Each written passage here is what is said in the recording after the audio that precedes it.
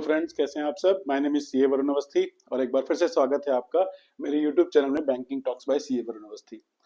तो अभी हम पहुंच चुके हैं अपने आरएम सीएम लर्निंग सीरीज में, जो हमारी रिलेशनशिप मैनेजर्स और क्रेडिट मैनेजर्स के लिए है।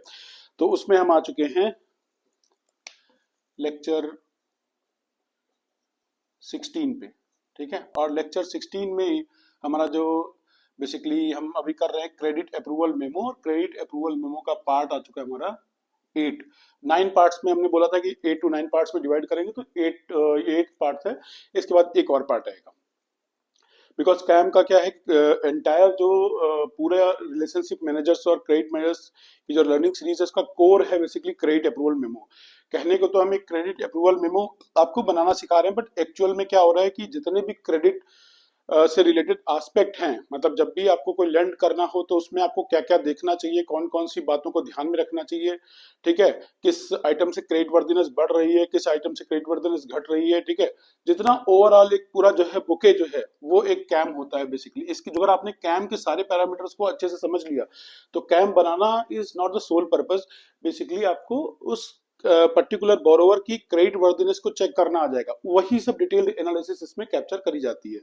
कई बार लोग बोलते हैं कि ठीक है कैम तो ठीक है, बट बाकी हम कैसे चेक करें, हमें इनको लोन देना चाहिए कि नहीं देना चाहिए। नहीं, आप क्रेडिट अप्रूवल मेमो की जो डिफरेंट डिफरेंट पार्ट्स आपने कैप्चर करे हैं अपने कैम में या कहीं भी प्रपोजल नोट में, तो उन्हीं पे आप फोकस कर लो, उन्हीं से आप एनालिसिस करना आप सीख जाओगे कि किसी बरोबर को कितना पैसा देना चाहिए या देना भी चाहिए कि नहीं देना चाहिए। तो हम कैम के ऑलरेडी पार्ट्स जो 7 पार्ट्स हम कर चुके हैं, उसमें हम बेसिक डिटेल्स हो गया था, देन फाइनेंशियल हो गया, बिजनेस मॉडल हो गया, सिविल और डिड्यूक चेक्स जो है कैसे कैप्चर करना है वो बता दिया, बैंकिंग बता दिया, कोलेटरल का भी हमने डिस्कस कर लिया है। अब जो हमारा पार्ट 8 आ रहा है बेसिकली, वो हमारा जो कैम का जो पार्ट 8 आ रहा है हमारा, वो बेसिकली आ रहा है लिमिट असेसमेंट को लेके, कि जो भी आपने फैसिलिटीज प्रपोज करी हैं, ठीक है, लिमिट असेसमेंट, जो भी आपने फैसिलिटीज प्रपोज करी। देखिए बेसिक एक ट्रिगर होता है क्रेडिट मैनेजर के लिए, एक रिलेशनशिप मैनेजर के लिए, कि जब भी कोई लिमिट जो है वो प्रपोज करी जाती है तो उसमें 3 चीजें ट्रिगर हो जाती हैं। ठीक है, जब भी कोई फैसिलिटी प्रपोज करी जाती है तो उसमें 3 चीजें जो है हमें करनी होती हैं।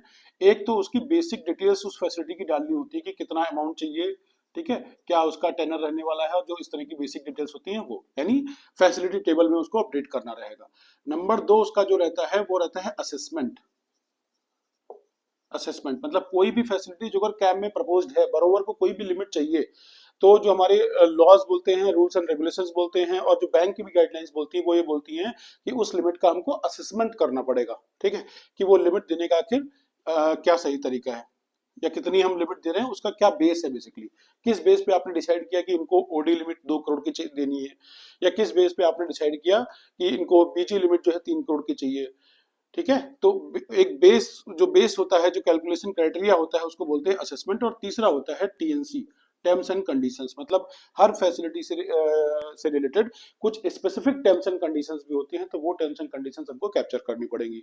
कई बार मैं देखता हूं कि जब हम केस प्रोसेस कर रहे होते हैं एज ए क्रेडिट मैनेजर, तो हमें 2 फैसिलिटीज पता होती है कि 2 फैसिलिटीज देनी है, लेकिन जब कस्टमर से डिस्कशन करते हैं तो पता चलता है कि एक और फैसिलिटी ऐड करनी है। तो हम एक फैसिलिटी तो ऐड कर देते हैं यहाँ पे बेसिक डिटेल में, बट कई बार हम असेसमेंट करना भूल जाते हैं या उसकी स्पेसिफिक टर्म्स एंड कंडीशंस डालना भूल जाते हैं। तो ये ट्रिगर पॉइंट याद रखना कि जब भी कोई फैसिलिटी आप ऑफर कर रहे हो अपनी फैसिलिटी टेबल में, ठीक है, या उसके बाद में जब कैम मॉडिफाई कर रहे हो और कोई एक बाद में एक और ऐड कर रहे हो, तो आपको ये 3 चीजें हर फैसिलिटीज के लिए कैप्चर करना मस्ट है, कोई ऑप्शन नहीं है किसी भी बैंक में। हाँ, ये ऐसा नहीं कि एक बैंक तो करता है बिना असेसमेंट के कर देता है या बिना टीएनसी के कर देता है, ऐसा बिल्कुल नहीं है 100% केसेस में, क्योंकि काफी कुछ इसमें रेगुलेटरी रिक्वायरमेंट्स भी हैं। ठीक है, तो इसलिए बहुत जरूरी है कि हम ये तीनों चीजें कैप्चर करें, जिससे हमारा कोई भी audit observation, hand setting observation या किसी तरीके का जो है प्रॉब्लम ना हो फ्यूचर में। ठीक है, तो ये आपको पता होना चाहिए। तो बेसिक डिटेल और टीएलसी तो हम ऑलरेडी कर चुके हैं, किसी भी फैसिलिटी का लिमिट असेसमेंट हम आज करेंगे। तो आज हम बेसिकली, वैसे तो बहुत सारी फैसिलिटीज हैं, जब हम फैसिलिटी वाइज मैं एक सीरीज चलाऊंगा जिसमें हर फैसिलिटी का बताऊंगा ये तीनों चीजें आपको, राइट। तो वहां पे हम बहुत डिटेल में सारी फैसिलिटीज कवर करेंगे, करीबन 15 से 20 फैसिलिटीज के आसपास होती है सब मिला के। ठीक है, उसमें से कुछ फैसिलिटीज हैं ओडी, सीसी, बीजी, एलसी, टीएल, ठीक है, फिर export EPC, post shipment limits, तो इस तरह से बहुत सारी लिमिट्स होती हैं। तो इनका जब हम फैसिलिटी वाइज करेंगे तब हम समझ लेंगे। अभी जो है हम एक लिमिट का समझ लेते हैं, ओडी या सीसी का। ठीक है। ओडी और सीसी में क्या डिफरेंस है, इसको लेकर के एक अलग से वीडियो तैयार है मेरा, वो ऑलरेडी अपलोडेड है, आप देख सकते हो ओडी और सीसी में क्या डिफरेंस होता है। अभी मान के चलो कि दोनों कुछ कुछ सिमिलर मतलब लिमिट्स हैं, कस्टमर के अकाउंट में एक 2 करोड़ की लिमिट सेट हो गई फॉर एग्जांपल, तो वो 2 करोड़ तक का उसे ड्राइंग कर सकते हैं, तो उस 2 करोड़ की लिमिट को यूज कर सकते हैं। तो अभी हम बात कर रहे हैं लिमिट असेसमेंट की। ठीक है, तो लिमिट असेसमेंट में दो चीजें देखनी होती हैं कि मेरा जो अभी मैं सिर्फ ओडीसीसी को लेके चल रहा हूँ, इनको लेके मैं नहीं चल रहा हूँ, इनका मैं सेपरेट आपके वीडियोस बनाऊंगा। ठीक है, अभी मैं क्या है कैम कैम कंप्लीट कर रहा हूँ, तो कैम एक बार कंप्लीट हो जाए, उसके बाद में हमारा लेक्चर 16 कंप्लीट होगा, उसके बाद में फिर लेक्चर 17 आएगा जो पार्ट 9 होगा, और उसके बाद में कुछ एक हमारे जो आरएमसीएम लर्निंग सीरीज चल रही है उसके और भी कुछ लेक्चर्स रहने वाले हैं, लाइक कि उसका रिन्यूअल कैसे होता है, ओवरड्यू कैसे देखते हैं, उन सब पॉइंट्स पे बात होगी। और जैसे हमारे ये लेक्चर 30 हो जाएंगे आरएमसीएम सीरीज के, फिर उसके बाद में ये फैसिलिटीज वाले टॉपिक्स उठाऊंगा, स्पेसिफिक टॉपिक्स, राइट, जो कि थोड़े से एडवांस लेवल के रहे होंगे। अभी क्या है, ये RMCM learning series basically new joinings के लिए काफी बेनिफिशियल है, तो जब उनके लिए बेनिफिशियल है तो उनके लिए पहले एक मैं लेयर तैयार कर रहा हूँ कि एक फाउंडेशन तैयार हो जाए कि जिससे हमारे सारे जो रिलेशनशिप मैनेजर से क्रेडिट मैनेजर जो वीडियोस को वॉच कर रहे हैं, मेरे को फॉलो कर रहे हैं, तो उनका एक बेसिक एक फाउंडेशन तैयार हो जाए, उसके ऊपर फिर धीरे धीरे एक्सपर्टीज वाली जो है अपन वीडियोस बनाएंगे। तो अगर अभी तक आपने सब्सक्राइब नहीं किया तो उसको सब्सक्राइब कर लेना, क्योंकि जिससे कि आपको जो आगे आने वाले वीडियोस हैं उनका नोटिफिकेशन मिल सके। हम बात कर रहे हैं ओडी या सीसी की, तो OD CC up to 5 crore, ठीक है, अप टू 5 करोड़ और अबव 5 करोड़।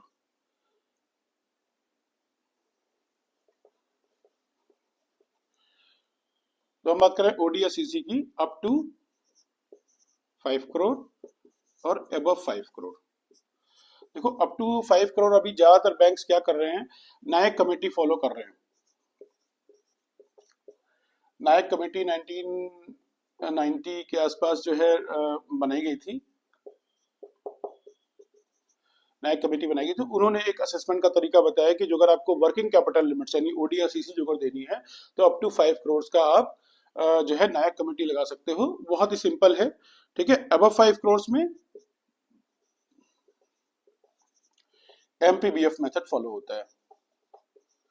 ठीक है, तो इसके लिए बिकॉज एमपीबीएफ मेथड मैं आपको बहुत डिटेल में समझाऊंगा, तो इसके लिए एक सेपरेट वीडियो आएगा। अभी हम आज की डेट में हम ये अपना नायक कमेटी कर लेते हैं अप टू 5 करोड़, जो कि ज्यादातर हमारे जो प्रपोजल्स रहते हैं वो 5 करोड़ तक के रहते हैं। 5 करोड़ से ऊपर वालों के लिए तो बहुत सारे अभी वीडियोस बनने हैं, इंडस्ट्री पे बहुत सारे वीडियोस बनने हैं। ठीक है, तो एमपीबीएफ वाला मैं बाद में कवर करूंगा, अभी मैं कवर कर लेता हूँ नायक कमेटी। तो नायक कमेटी बोलती है कि जो अगर किसी कस्टमर की लिमिट आपको कैलकुलेट करनी है, ठीक है, इसको मैं एक सेकेंड रब कर देता हूँ जिससे कि आपको थोड़ा क्लियर दिखे।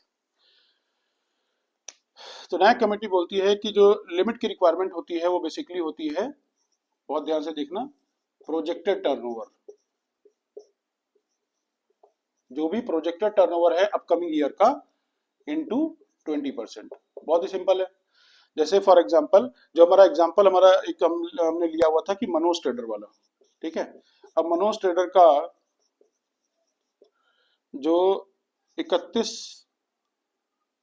मार्च 24 को खत्म होने वाले साल के लिए उनका टर्नओवर फॉर एग्जांपल था 10 करोड़ रुपए का, और 31 मार्च 25 में वो प्रोजेक्ट कर रहे हैं फॉर एग्जांपल 12 CR, 20% का उनका ग्रोथ है।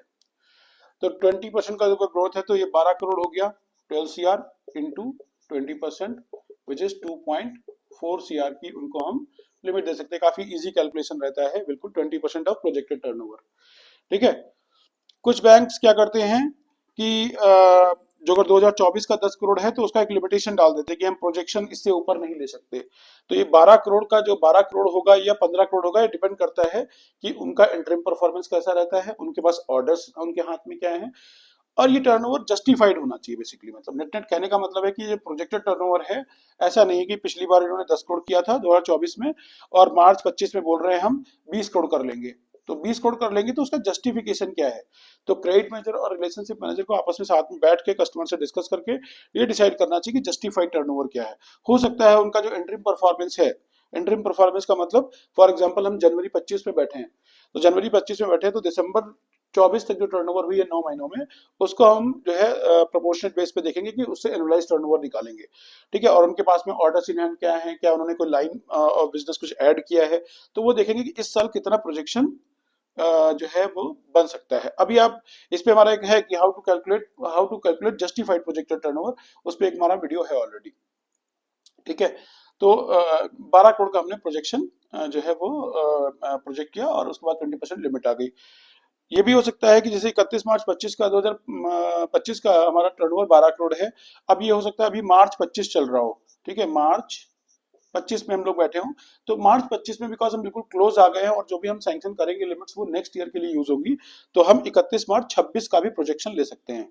यानी हम मार्च 25 में अंडर राइटिंग कर रहे हैं और मार्च 26 का हमने प्रोजेक्शन ले लिया, वहां पे भी हम 12 है, फॉर एग्जांपल हमने यहाँ पे 14 करोड़ का प्रोजेक्शन लिया बेसिस कस्टमर डिस्कशन, तो यहाँ पे फिर रिक्वायरमेंट कितनी हो जाएगी, 14 इंटू 20%, दैट इज 2.8 सीआर की लिमिट हो जाएगी।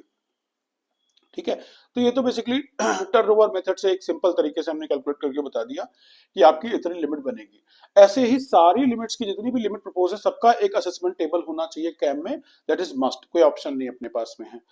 ठीक है, उसके बाद में अभी हम बात करेंगे वर्किंग कैपिटल साइकिल की, कि इस कस्टमर का वर्किंग कैपिटल साइकिल कितना है और उसके हिसाब से कितनी लिमिट बनती है। भाई लिमिट असेसमेंट के दो तरीके हैं, एक तो टर्नओवर मेथड अप्लाई कर दिया और दूसरा वर्किंग कैपिटल साइकिल मेथड। तो अब हम देखेंगे वर्किंग कैपिटल साइकिल मेथड। ठीक है, तो यहां पे लिख लेते हैं वर्किंग कैपिटल साइकिल मेथड। देखिए अभी मैं बता रहा हूँ आपको, मैं कैम फिर से बता रहा हूँ, मैं आपको कैम अभी बता रहा हूँ पार्ट 8, राइट। तो कैम अभी मैं कैम कंप्लीट कर रहा हूँ कि एक बार आपको कैम का बेसिक पता चल जाए, उसके बाद में इनकी जो कई बार आपके दिमाग में आ रहा होगा कि बहुत ही इसमें जो है डीप डिगिंग करनी है अपने को, तो वो डीप डिगिंग के वीडियोस में अलग से बना दूंगा। ठीक है, कुछ वीडियोस तो मैंने ऑलरेडी अलग से बना के डाले हुए हैं और कुछ में और भी डीप डिगिंग के, लाइक करंट रेशियो। ठीक है, करंट रेशियो भी ऐसा नहीं कि खाली current asset upon current liability, वो एक्चुअल में कैसे वाई 1.33 इज जो है standard current ratio, why 1.22 is या 1.2 इज स्टैंडर्ड करंट रेशियो, तो उसके बहुत डीप डिगिंग करेंगे अपन, लेकिन वो सेपरेट वीडियोस में करेंगे। अभी हम यहाँ पे जो कैम है एक बार अपना कैम कंप्लीट करते हैं कि जिससे कि आपको आइडिया लग जाएगा कैम का फ्लो कैसा होता है। वर्किंग कैपिटल साइकिल मेथड की हम बात कर रहे हैं। वर्किंग कैपिटल साइकिल मेथड में हमको बहुत ही इसमें यहाँ पे बहुत बेसिक आपको लेमन लैंग्वेज में ही बताऊंगा कि आपका स्टॉक का अमाउंट कितना है। ये भी अगेन जो मनोज ट्रेडर है उनकी 31 मार्च 24 की बैलेंस शीट के हिसाब से मैं बात कर रहा हूँ। ठीक है, फॉर एग्जांपल 31 मार्च 24 की जो उनकी बैलेंस शीट है उसमें उनका स्टॉक आ रहा है 200 लैक्स। ठीक है, डेटर्स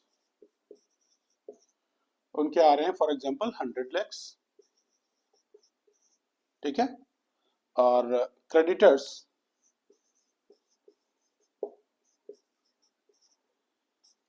उनके आ रहे हैं वो भी मान के चलते हैं 100 लैक्स। ठीक है, तो यहाँ पे हम क्या करेंगे, बहुत इजी है कि भाई हम यहाँ पे नेट वर्किंग कैपिटल गैप निकाल लेंगे। नेट WC लिख देता हूँ, working capital gap, net working capital gap. तो नेट वर्किंग कैपिटल गैप कितना हो गया, that is this plus this minus this, तो 200 प्लस 100 300 माइनस 100 200। तो इसका मतलब इस बिजनेस में इनको नेट नेट 200 लैक्स की जो है वर्किंग कैपिटल की रिक्वायरमेंट है। ठीक है, तो अब होता क्या है कि जब भी कोई रिक्वायरमेंट रहती है बिजनेस में, ये बिल्कुल थंब रूल है, मतलब वर्किंग कैपिटल के लिए नहीं, टर्म लोन के लिए, बैंक गारंटी सबके लिए अप्लाई होगा कि जब भी कोई फंड की रिक्वायरमेंट होती है, चाहे वो फंड बेस हो चाहे नॉन फंड बेस हो, कोई भी लिमिट्स की बैंक की हेल्प की रिक्वायरमेंट होती है, तो हमेशा हम क्या देखते हैं कि आप कितना, मतलब बरोवर कितना उसका जो है पोर्शन शेयर करेंगे और बैंक कितना शेयर करेगा।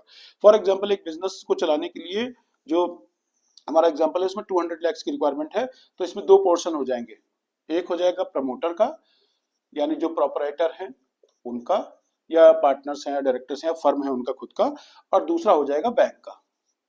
तो यूजली ये रेशियो आपको जो है 25% खुद का होना चाहिए और 75% जो है बैंक का होना चाहिए। आप लोग अगर कार लोन कभी लिया हो आपने या कोई भी और लोन लिया हो, तो आपने हमेशा देखा होगा एक अपना खुद का डाउन पेमेंट होता है, राइट, कि अगर आप कार परचेस कर रहे हो 10 लाख की, तो 2 लाख रुपए 3 लाख रुपए आपको खुद लगाने पड़ेंगे, बाकी 70-80% जो है वो बैंक जो है लोन दे देगा। तो वो डाउन पेमेंट ही बेसिकली प्रमोटर मार्जिन आप समझ सकते हो, बहुत इजी कोरिलेट कर सकते हो। जो डाउन पेमेंट होता है ना, दैट इज प्रमोटर मार्जिन, इसको हम बोल सकते हैं प्रमोटर मार्जिन। और बाकी क्या हो जाएगा, बैंक का लिमिट। ठीक है, तो 200 लैक्स है तो 200 लैक्स का 25% 50 लैक्स, 50 लैक्स जो है उनको खुद को लाना पड़ेगा, और 200 लैक्स का 75% ये 150 लैक्स जो है बैंक लिमिट दे देगा। ये वर्किंग कैपिटल साइकिल मेथड से निकल के आ गया। 200 लैक्स के मतलब इसका मतलब इस वाले फिगर्स पे 150 लैक्स की लिमिट की असेसमेंट आ जाती है। अब ये मार्च 25 के हिसाब से है, सॉरी 24 के हिसाब से है। अब जो अगर 31 मार्च 25 में उनका बिजनेस 20% से ग्रो हो रहा है, तो हम इसमें 20% और ऐड कर देंगे, राइट। तो जो अगर हमने 31 मार्च 24 के हिसाब से निकाला तो हमारा 150 निकल के आया, तो प्लस 20% इसका कर देंगे, विच विल बी 180, तो 180 लैक्स। जो अगर यहाँ पे टर्नओवर की ग्रोथ ज्यादा है तो उसको फिर ज्यादा अप्लाई कर देंगे। अप्रोक्सीमेटली फिगर्स उतनी ही आएंगी। यहाँ पे ये एजम्पशन है कि जिस रेट से टर्नओवर बढ़ रहा है उसी रेट से स्टॉक, डेटर और क्रेडिटर्स बढ़ रहे हैं। ये एक बेसिक यहाँ पे एजम्पशन लिया गया है। कुछ चेंज होता है तो अकॉर्डिंगली हम कस्टमर से डिस्कस करके कि भाई जो अगर 200 लाख से 20% बढ़ना चाहिए, जो टर्नओवर 20% बढ़ा तो स्टॉक भी 20% बढ़ना चाहिए। लेकिन जो कुछ कम या ज्यादा बढ़ता है तो फिर वहां पे हमारा कस्टमर का डिस्कशन रहेगा, और फिर हम फाइनल जो है फिगर्स को फाइनल करेंगे और गैप निकाल के असेसमेंट बनाएंगे। ठीक है, एक और भी है, ये तो 25 के हिसाब से हो गया, लेकिन फॉर एग्जांपल हम अभी मार्च 25 में है तो हम 2026 के हिसाब से भी लिमिट कर सकते हैं। 31/3/26 फॉर एग्जांपल हम 2026 में भी 2025 के ऊपर 20% का ग्रोथ लेते हैं, तो यहाँ पे भी 20% का ग्रोथ ले लेंगे, तो ये आ जाएगी 216, यानी 180 प्लस 20%, तो ये 216 जो है लैक्स की रिक्वायरमेंट हम कर सकते हैं। ठीक है, तो ये वर्किंग कैपिटल साइकिल हो गया मेथड। और वहां पे हमने जो है टर्नओवर मेथड देख लिया, तो दोनों की एक रेंज आ गई कि भाई यहाँ पे इसके हिसाब से 216 लैक्स बन रही है, और वहां पे हम देख रहे थे कुछ 2.66 लैक्स के आसपास, 2.6 करोड़, या यहाँ पे 216 लैक्स है, वहां पे 260 लैक्स बन रही थी। तो इसी के आसपास हम एक कस्टमर को लिमिट ऑफर कर सकते हैं, राइट। तो ये बेसिक एक लिमिट असेसमेंट से रिलेटेड हमारा जो है सेशन कंप्लीट होता है। बाकी इसमें जो अगर 5 करोड़ प्लस की बात करेंगे, 5 करोड़ प्लस पे टर्नओवर मेथड नहीं लग पाएगा। ठीक है, वहां पे एमपीबीएफ मेथड लेगा, which is similar to this working capital cycle method. कुछ एक एडजस्टमेंट्स रहते हैं उसमें, तो वो हम देखेंगे कि क्या एडजस्टमेंट करेंगे। उसके लिए एक सेपरेट वीडियो है, आप लोग सब्सक्राइब करिए प्लीज। इस 100% फ्री सब्सक्रिप्शन में कोई चार्ज नहीं लगना, आपको जस्ट एक क्लिक करना है मेरे चैनल पे आके, जिससे कि आपको जब भी एमपीबीएफ वाला मेथड हम समझाएंगे वो आपको बिल्कुल इजी जो है मिल जाएगा। ऐसे ही कुछ एक बेसिक टर्मिनोलॉजी में यूज करता रहूंगा, लाइक प्रमोटर मार्जिन को आप डाउन पेमेंट समझ सकते हो, तो कभी भी आप भूलोगे नहीं। ऐसे में एमपीबीएफ में भी जब बताऊंगा आपको तो बहुत सारी बेसिक जो है टर्मिनोलॉजीज आपको बताता रहूंगा। ठीक है, तो जब तक मेरा नेक्स्ट वीडियो नहीं आता तब तक के लिए बाय बाय, टेक केयर, और ध्यान रखिए, स्वस्थ रहो, मस्त रहो, मजे करो। ठीक है जी, चलो बाय बाय, टेक केयर।